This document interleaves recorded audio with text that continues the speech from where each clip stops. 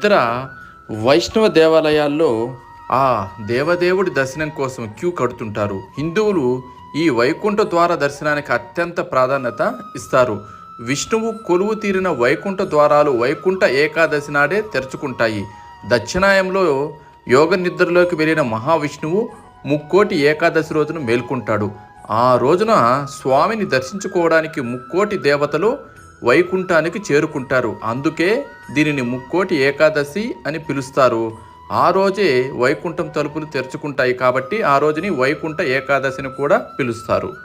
ఆ రోజున ఉత్తర ద్వారం గుండా వెళ్ళి వైకుంఠ దర్శనం చేసుకోవడం వల్ల వైకుంఠ ఏకాదశిగాను, దివి నుంచి భూమికి దిగివచ్చిన 3 కోట్ల దేవతలకు మహావిష్ణువు మహాదర్శనం ప్రాప్తించడం వల్ల ముక్కోటి ఏకాదశిగాను ఈ పర్వదినం ప్రాముఖ్యతను సంతరించుకుంది. ఈ ఒక్క ఏకాదశి 3 కోట్ల ఏకాదశులతో